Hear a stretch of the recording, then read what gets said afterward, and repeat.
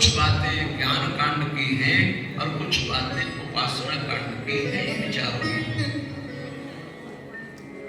4 विभाग हुए हैं वेदों के, एक ही वेद 4 हिस्सों में, लेकिन बातें 3, जिसमें पूज्य श्री महाराज जी ने अपने प्रवचन में कहा था 1 लाख मंत्र हैं वेदों के, 80,000 मंत्र उनमें से कर्म कांड के हैं, 16,000 मंत्र उपासना कांड के हैं और 4,000 मंत्र केवल मात्र ज्ञान कांड के हैं। इन तीनों ही चीजों को श्री भगवान ने देखा कि बहुत बड़ा अंतर है। 80,000 कर्म कांड के मंत्र, उनका 5वां हिस्सा उपासना कांड के, 16,000 मंत्र, उनका 4था हिस्सा ज्ञान कांड के मंत्र।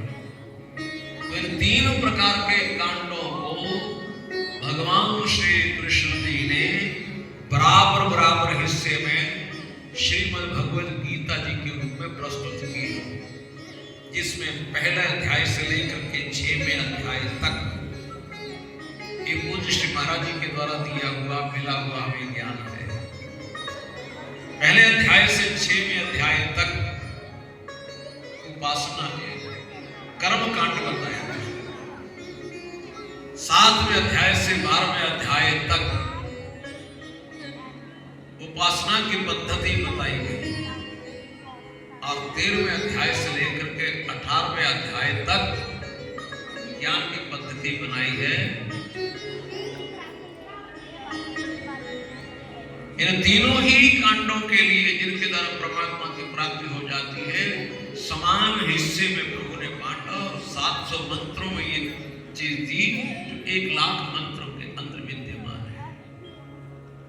पूज्य श्री सतपाल शास्त्री जी हमारे बीच हैं, जिन्होंने समस्त विद्वानों के साथ और 1905 से चल रहा यहाँ वेद पाठ नित्य प्रति विद्यालय के रूप में, जहाँ स्वयं भी पढ़ाया है विद्यार्थियों को, श्री महाराज जी की कृपा प्राप्त करते हुए, और आज भी वो प्रक्रिया उसी रूप में चल रही है। सौभाग्यशाली विद्यार्थी भी पूज्य आचार्यों का सहारा लेकर के वेद पाठ करते हैं। वेद पाठ ऐसी वाणी संसार में जा रही है जो जगत का कल्याण करती है।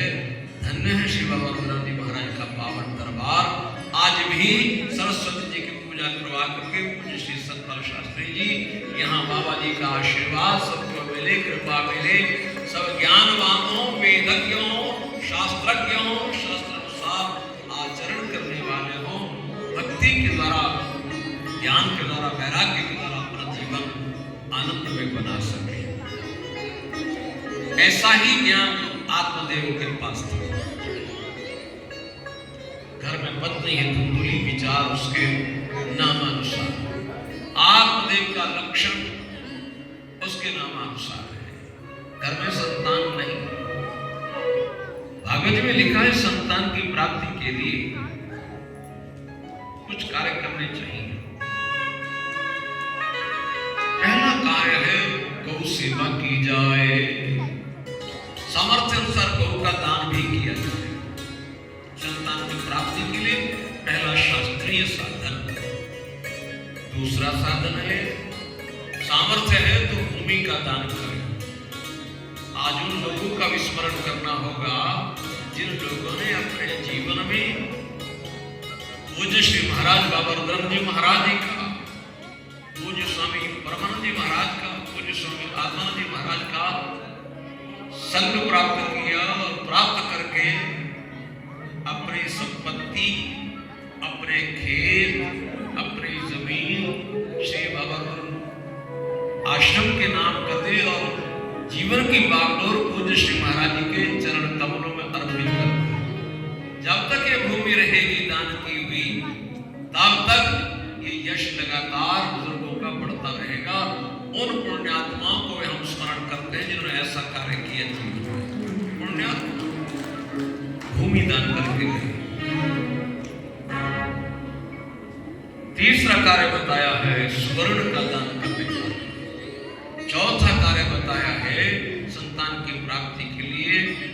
विद्वानों के लिए वस्त्रों का दान समयानुसार और वस्त्रों की सहायता उन लोगों के लिए जिनके पास वस्त्रों की कमी होती है।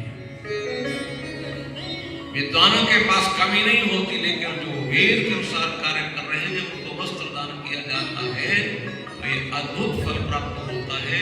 लेकिन जिनके पास नहीं है उनके लिए सहायता रूपी दान भी ये करना चाहिए। चारों कार्य आत्मदेव ने किए, लेकिन अभी तक संतान नहीं मिली। आज निराश होकर के आत्महत्या करने के लिए नदी के किनारे पर पहुंचे, लेकिन मन बदल गया। विचार करने लगे, आज मैं आत्महत्या करने के लिए आया, क्यों? मेरे घर में संतान नहीं।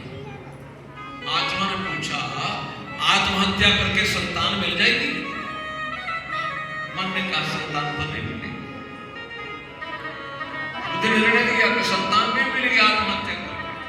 तो आत्मा ने पूछा, जो चीज नहीं मिली है उसको प्राप्त करने के लिए और आगे गारंटी भी नहीं कि मिल जाएगी और मिली हुई चीज को बर्बाद कर दिया जाए, ये कहां की बुद्धिमत्ता है? आत्मा की आवाज को समझने वाले गिने चुने लोग, ज्यादातर लोग मन की आवाज को ही आत्मा की आवाज मान लेते हैं। आत्मा कभी मनुष्य को गलत रास्ते पर चलने के लिए सहायता नहीं रोकती, किसी भी गलत कार्य को करने के लिए। लेकिन कई बार आदमी आत्ममुखी न होकर के मनमुखिया बन जाता है। मन तो चंचल है, दीपक की लौ की तरह, जो कभी एक जैसे नहीं रहती, हिलती जुलती नहीं। मन इसी प्रकार उस मन का कहना मान लेते हैं। मनमुखी को दंड में भोगना पड़ता है। आत्ममुखी कभी दुखी नहीं हो पाता। आत्मदेव ने आत्मा की आवाज को सुन करके आत्महत्या का विचार स्थगित कर दिया।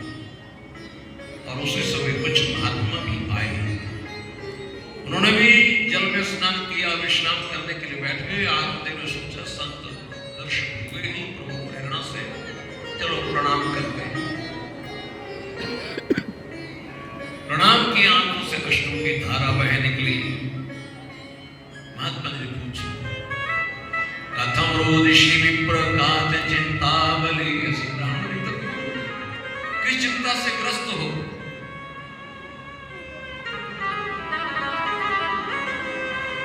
देखो ब्राह्मण देव तो चिंता नहीं करनी चाहिए, किसी भी बात की, किसी भी परिस्थिति में चिंता नहीं करनी चाहिए। भगवान के भरोसे रहना चाहिए।